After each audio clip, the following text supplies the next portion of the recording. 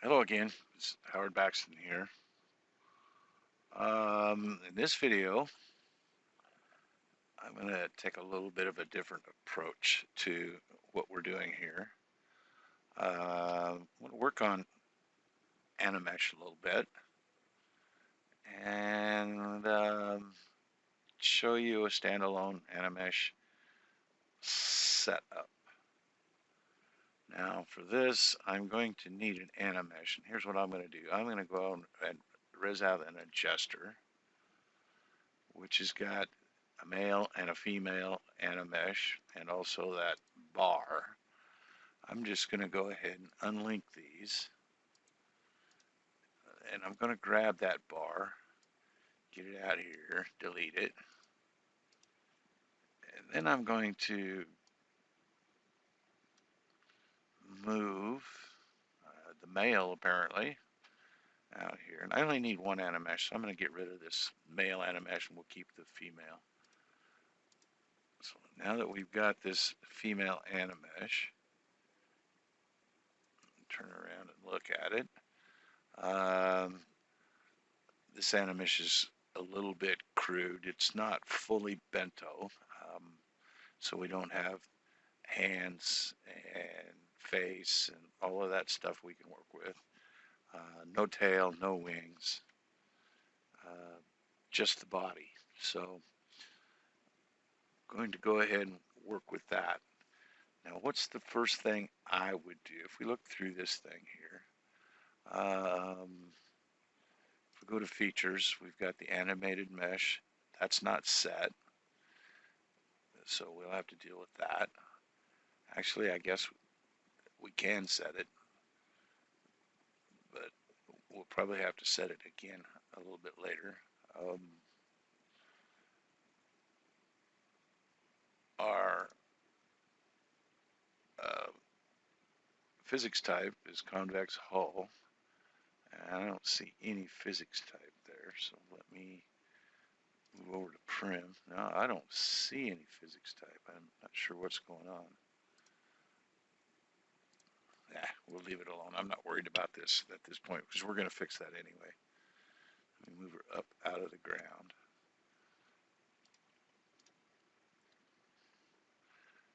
Okay, the first thing I want to do is to, I'll say in a second, I want to add prim to her here. So let me take this block box and extend the size up to about there somewhere. I want to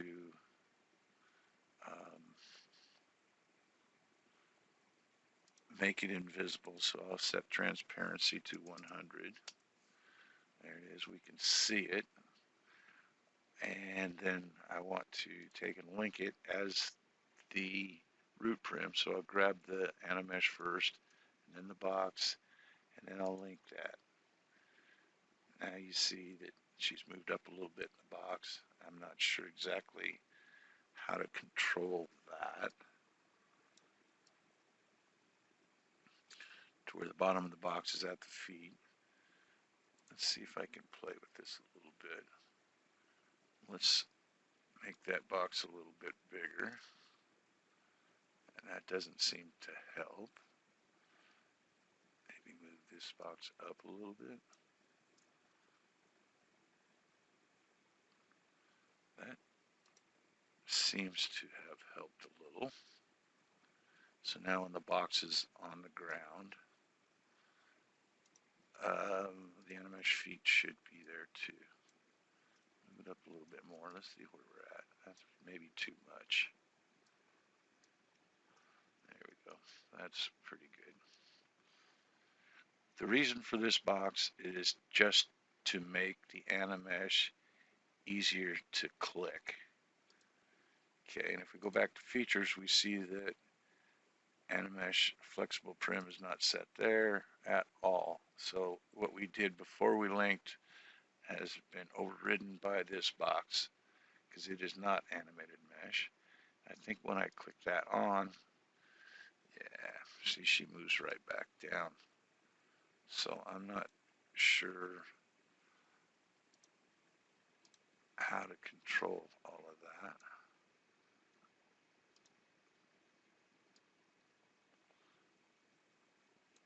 That's interesting.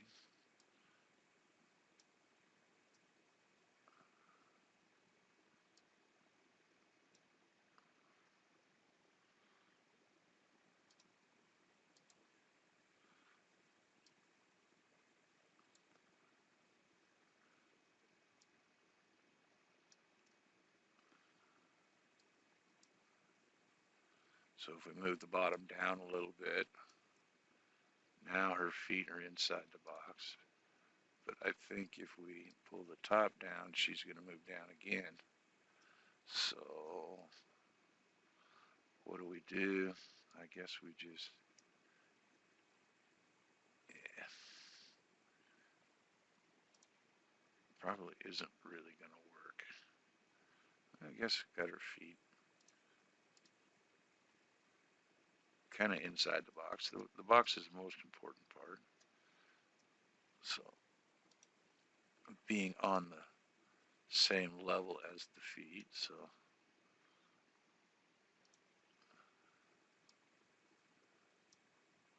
there we go. The only reason we want to do this is because animesh are really hard to touch. I mean, you can't click them and touch easily. You have to actually right click and do more, and then, well, I can't do that even yet. We'll have to see that later. Um,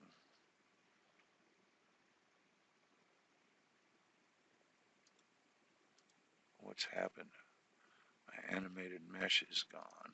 Oh, there we go. My animated mesh is there. That's most important. We have to have that. And you see the live value went way up, 25.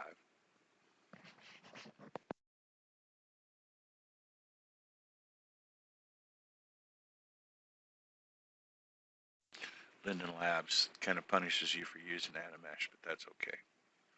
So we got our box so that we can click, and we don't have any contents in here yet. And we kind of got the bottom of the box so that her feet are inside that box, and they're very close. So the animesh should sit or stand typically on the ground when via the box. I mean, when you res the animesh should be on the ground. So that's the most important part. So now, what do we need in contents? We need the full nPose, except for maybe we don't need the slave, because this animesh, we're not going to have anyone sitting. So we need the core, we need the dialogue, we need the menu, and we need the note card reader. We need those. We don't need the slave. So let's go ahead and set those in there. And since we're not going to sit, most all of these things in our utilities don't really count. We do need an init, and we do need a default card. So let's go ahead and put those in there. We can edit the init. Since no one's going to sit, we don't need to create any seats. We'll just let the default card be set default. In fact, we don't even really need that. We could completely delete this init card, and nPose would go down and find the first set card and make that the default card. So either way, just in case I want to add more note cards to move the animesh around, we'll leave this line in the init card and make sure that this is the first one that gets resed. And if we open up the set card, it's empty. So first of all, I need to have an animation to use to animate the animesh when the default card runs. So let me take a moment here and find an animation. Okay, I do have an animation that I'm going to use.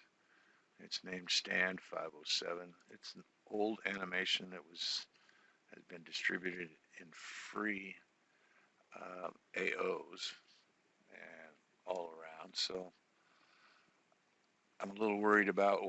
I don't know that it's open source or anything, so I'll pass it on as no transfer if I ever do pass it on, so that I don't invalidate or break a toss and get in trouble. So I'm going to stay out of trouble and just pass it no transfer. So now what do we need? Let me go borrow a mesh animate that I need. Let's copy this line and add it to our default card. Paste it. Now what do we see? Mesh animate.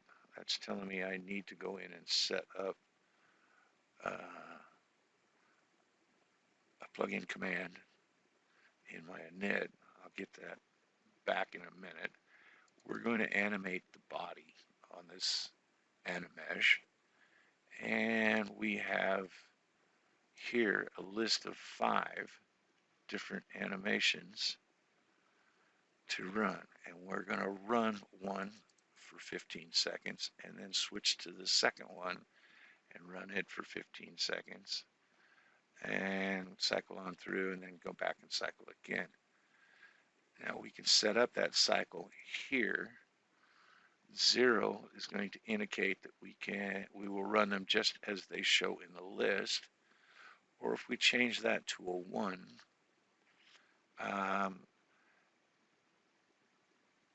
our plugin is going to swizzle these in some random order, and then it'll play them through the list.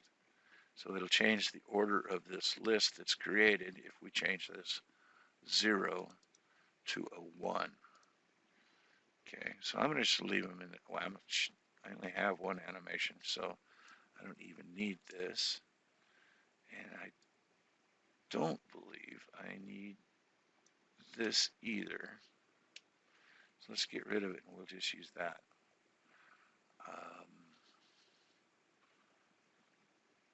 Let me save this note card because that's all we want to do is run one animation there for now. Let me go back over here to animesh. I do need this animesh plugin in contents to run. Now, one last thing I need is a plugin command. So give me a moment here. Okay, I've done my homework and found the lines that I want to add to the init card. And I'm going to add 3 of them, 3 plugin commands, which are supported by um, the animesh plugin. Okay, so in the default card, we use this mesh animate one, which is this guy. And it doesn't actually need or use a position. I believe this animesh one, we can actually, if we were going to res this animesh as a prop for nPose, we can actually use the animesh command and move or give a position and rotation to the line in our default card and move the animesh relative to the resing base nPose unit. This isn't being a standalone. We don't have any relative position to grab from, so we can't use that. The mesh override is if we wanted to have the animesh walk or fly or run or sit, based upon an avatar target. So whatever the avatar target was doing, if we were in a follow mode or such, the animesh would follow us in such a way. If I was running, the animesh would run, and we could set some animation for that. If I was flying, the animesh would fly, and we could set a different animation for that based on, like an AO would do.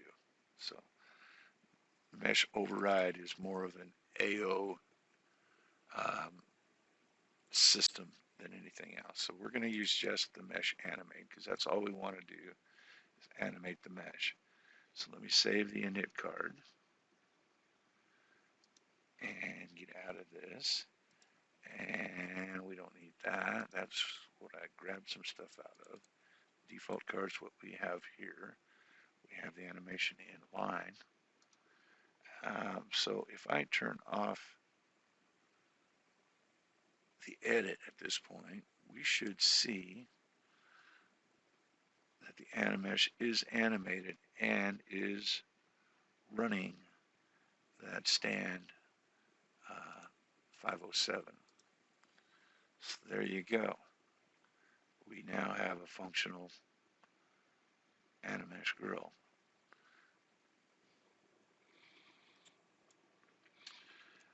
And at this stage, I think I will stop this video here and um, start another video later on some other things that you can do with the animesh.